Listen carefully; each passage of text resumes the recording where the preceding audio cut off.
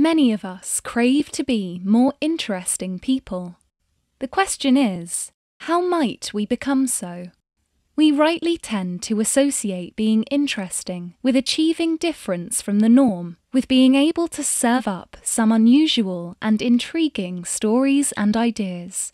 But what might be the best way to lay our hands on these? One prestigious thesis tells us that we should try our best to root out new and well-reviewed books and articles, travel to remote places, and befriend people who are prominent in the arts and business.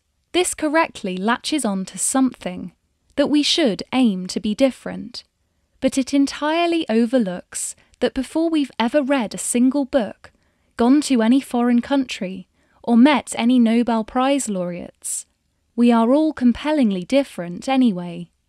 The problem is that we just don't allow ourselves to come across as such. To get a taste for this pre-existing level of originality, imagine if we placed a microphone in any of our minds and listened closely in on the chatter. We would quickly find the most surprising and authentically gripping information.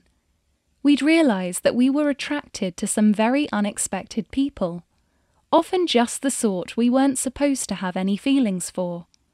We'd realise that we had some hilariously personal and shocking takes on politics and society, and that we didn't agree with most of the standard lines proposed to us by the media. Our anxieties, fears, hopes and excitements would show a properly distinctive and captivating pattern. We are, though we try so hard never to admit this to ourselves, let alone anyone else, already a real character. We understand this point in relation to children. Every child under 7 is fascinating.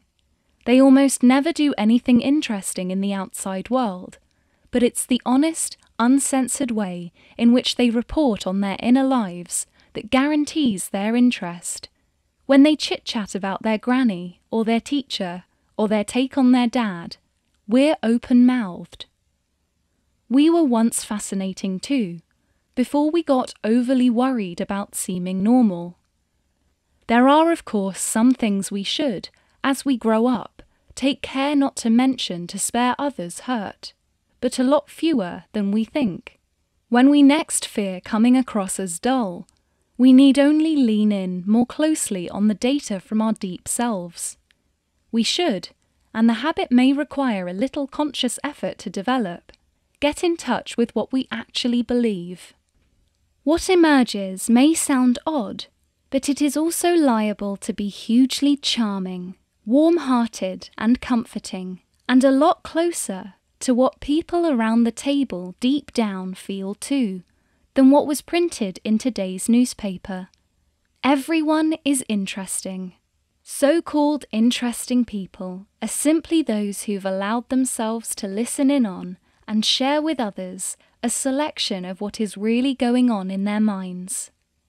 They have not allowed self-hatred and self-suspicion to block them from disclosing their reality.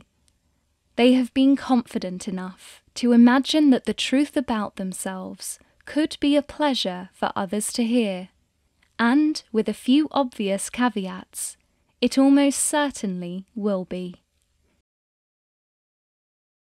One of the trickiest tasks we ever have to face is that of working out who we really are. This book is designed to help us create a psychological portrait of ourselves with the use of some unusual, oblique, entertaining and playful prompts. Click the link on screen now to find out more.